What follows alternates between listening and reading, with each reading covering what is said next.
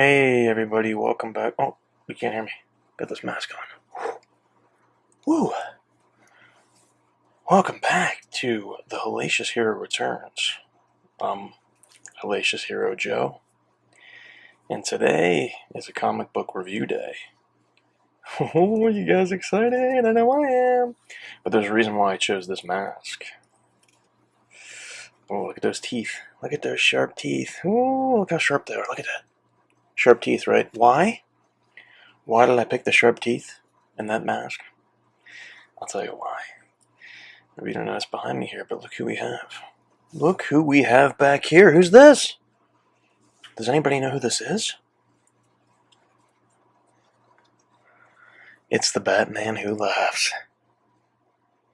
The Batman who laughs. So, what that means is, today's review is going to be about this guy right here, baby.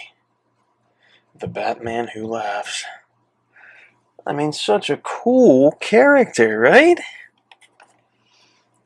The Batman who laughs. Really interesting character. Awesome. Awesome character. If you notice, my backdrop here changed from the first episode. Yeah, see that? Ah, pretty cool, huh? What? Yeah, we got Batman, Suicide Squad, Joker, Penguin Batman, Riddler Batman, Little Conan the Barbarian, Red Sonja, Locutus of Borg by Jean-Luc Picard. Star Trek The Next Generation. Make it so, #1. Engage. I'm an impersonator too, I do that stuff. Sorry. But, as I said, today is about this right here. The Batman Who Laughs. By, I told you guys this in the first episode, one of my favorites here, Scott Snyder. Greg Capullo, not drawn on this one, but a really good artist. I mean, his work reminds me of Greg Capullo. Jock. His name is Jock. Great art. I mean, it's fantastic. If you guys aren't familiar with Jock, he worked a lot with the Judge Dredd comics, the 2000 AD imprint. And it's kind of funny because a lot of people compare the way the Batman Who Laughs in his design with a Judge Dredd character named Judge Death. There's like these 4 dead judges on this alternate planet called Dead World. And it kind of reminds me of, you know, the story of how the Batman Who Laughs was introduced in Dark Knight's Metal. Similarly, very, very similarly to that. But Scott Snyder's writing is incredible in this. Like I said, he's not with Capullo, it's Jock. But this story will blow your mind. It's an amazing story. Yeah. And I don't know where to begin. I'll show you the back sleeve here, just so you can take a look at it. Pretty incredible. Yeah. It's a sight to behold, as I say, when I do reviews. But, I mean, the art in here is incredible. Batman looks great. Jock is just an amazing artist. And I'm not going to spoil any of this stuff for you. And really any of the story, because it's just over the top and fun. I really highly encourage you to check it out. But as I did, you know, kind of in the first episode of this show, I just want to show you guys some variants, because right there, so cool. So guys, look at that. Look at the detail on that. It's so so scary and horror themed and just bloody good, right? And it's, I mean, look at that. Look at the artwork. It's really, truly, I mean, it's magnificent. I'm a huge art person. I love art, and to see these, I mean, they're like paintings. I mean, they're look at Batman and the Batman Who Laughs there. I mean, it's such beautiful art, and I mean that's pretty much the variant covers. But what I want to do with this episode is, kind of talk a little bit about this. I really, my favorite part about this is actually the introduction of a newer character called the Grim Knight, who's a really cool character. He's an amazing character. It's like an alternate reality where Batman's parents die and he becomes a vigilante, almost like the Punisher. It reminds me of the Punisher, sort of. He carries around like machine guns and combat knives, and he's like a soldier, military-minded Batman who wants revenge and wants to kill and punish people. It reminds me of the Punisher a lot. A really cool new character. I love it. I love the stuff that Scott just writes. I mean, he's off the wall, just amazing. And Jock, like I showed you guys those pictures. I mean, you see how absolutely incredible it is, and how insane it is. But like I said, I have these figures here, and I showed you the art. This character, you're probably wondering what he really is, and I kind of want to give a backstory here just a little bit. The Batman Who Laughs is Bruce Wayne, Batman, mixed with the Joker, obviously. And I don't really you guys have to read this, this spin-off out of Dark Knight's Metal, and I'm gonna review. I mean, it's an amazing comic. Everybody has their own opinion. I mean, for me, it's perfect. I love comics though, so I'm probably gonna be biased. I'm probably gonna rate things that I like and different things that I like. 9s and 10s out of 10. I like Scott Snyder a lot, so I'm biased to that. That's my jam, and I love this.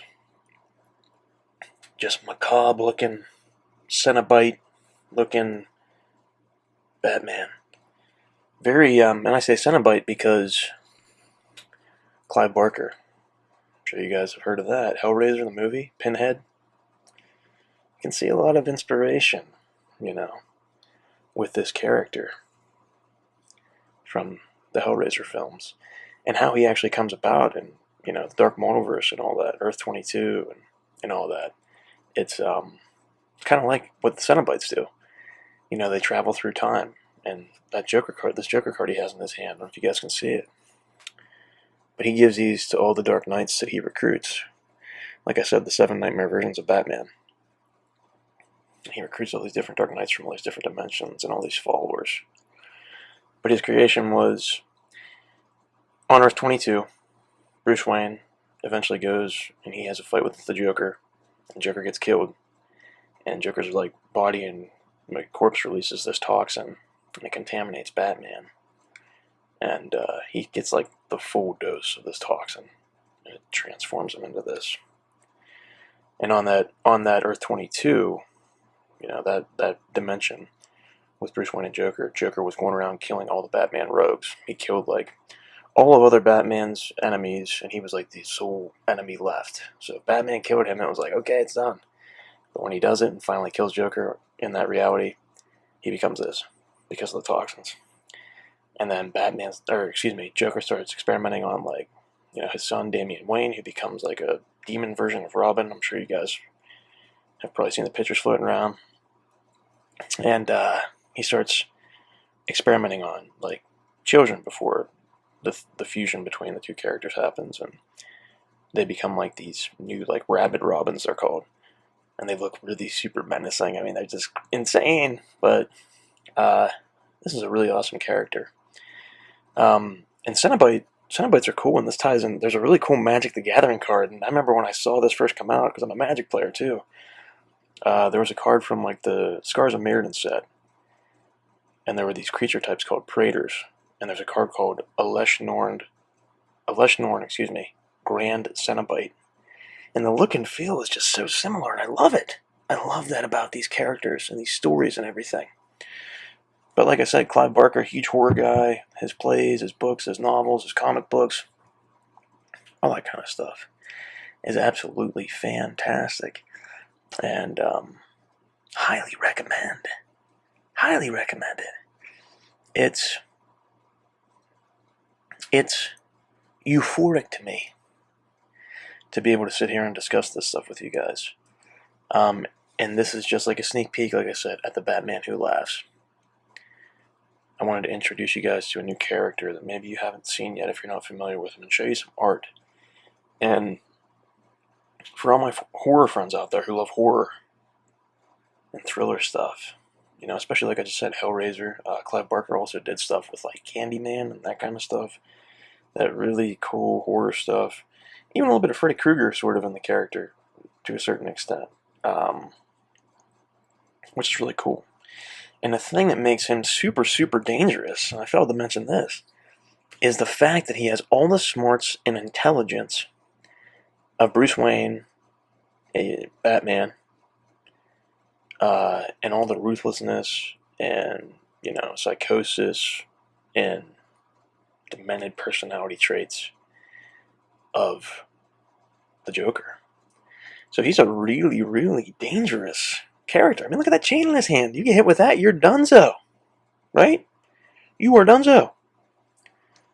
But he's so vile, and he corrupts so many people in this comic book, and in Dark Knight's Metal, and in a lot of other comics that I'll probably review down the line here as well. But, I mean, I can't say enough about it. I can't say enough about this book. And again, it's just pretty much him just going around terrorizing people. That's the synopsis of the book. Terrorizing Batman, making Batman's life crap. They're traveling through different dimensions to try to stop him, and he's kind of traveling through all these different dimensions and trying to get people from all these different Earths, different versions of Earth, to basically fold. Like, he went to where the Grim Knight's Earth was, that version of Batman, and recruits him, and he starts following him. It's amazing. I mean, it's like you get, if you're a fan of the Joker and you're a fan of Batman, it's like you get both characters in one, and it's really what it is. I mean, such a genius move for Snot. Let me blow my nose. Sorry, Snot. Scott. Excuse me. Scott Snyder and Greg Capullo to create this character. And though Greg doesn't do the art on this, they couldn't have picked a better guy to do the art on this. Jock's work, you guys saw it again. I'll mention it again. It's flawless. It's flawless. For me, this is essential reading. I mean, if you're a Batman fan, you're a Joker fan, like I just said, this is essential reading. And I highly recommend reading lots of stuff by Scott Snyder. I'm talking about the horror theme here again. If you guys don't know what Scott Snyder really got himself into, first, American Vampire. You guys need to check that out, too. Skinner Sweet, the character, is like an 1880s outlaw. Then he, you know, obviously vampires are mortal, so he becomes like a Las Vegas bouncer and like a military soldier and all this crazy stuff. And there's another vampire called Pearl Jones, and they kind of have like this, you know, really twisted, weird relationship, which is neat, but very horror-themed and very, very, like I said, it reminds me of Clive Barker in a lot of ways. And it's funny because Stephen King actually helped write a couple issues with Scott Snyder of his creation of American Vampire, which, Stephen King, hello? I mean, he's like the godfather of horror. Like, no joke about that. I mean, everybody knows who Stephen King is, right? But this is kind of like an artist spotlight, too. This is the Batman Who Laughs, but in a creator spotlight, excuse me. Jock's artwork, obviously. But Scott Snyder. Do yourself a favor, check out his stuff. A couple other honorable mentions from Scott. Superman Unchained. Amazing story with art by another legend, Jim Lee. I mean, it's unbelievable what Scott Snyder has done for the DC Universe. I mean, he's going to go down in history as a legend. He really is. He's going to go down in history as a legend, without question. And another work that he did that I love is his Marlon Swamp Thing in the New 52. It's, I mean, Scott Snyder is amazing. He could potentially go down in history as one of the best of all time. I mean, for me, I've been a Batman fan, like I said, for almost 30 years. right now, he's my current favorite writer in comic books, period. And outside of him, if I had to pick another person, like I said, I love Marvel, but I'm always going to be a DC guy at heart just because of Batman.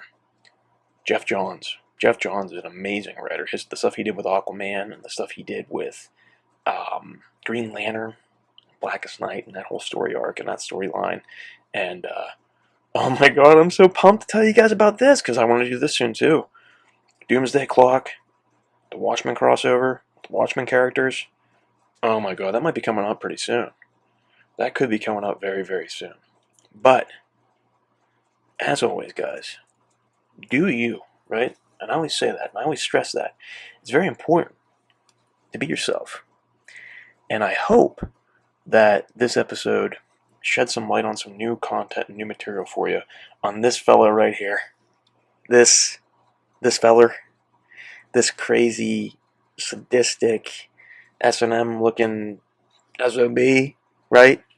But a super really cool, a super amazing character. And like I said, a lot of the stuff isn't for kids. You know, I told you in the first episode, you know, that I like my comic books dark. I like them gory. I like them mature. And this is definitely, you saw the pictures, and that was just, you know, very, varying covers. You read the comic, it's really cerebral, and I use that word a lot, I know, but it really is. It's a very intense, adult, mature, realistic yet fictionalized account. And it's wacky and funny, but also really, really down to earth, and that's why I love DC so much, and that's why I love Batman. It's just, like I said, euphoric to me. So, thanks for tuning in to the Hellacious Hero Returns. I hope you guys enjoyed my first, review or, look at a cool character. And I kind of wanted to relate it to a couple other things, right? I wanted to relate it to, like I said, Titan Magic a little bit, Judge Dredd, some of the other stuff. I hope you guys enjoyed it. I will return. Hellacious Hero will return. Take care, guys. Until next time, my friends.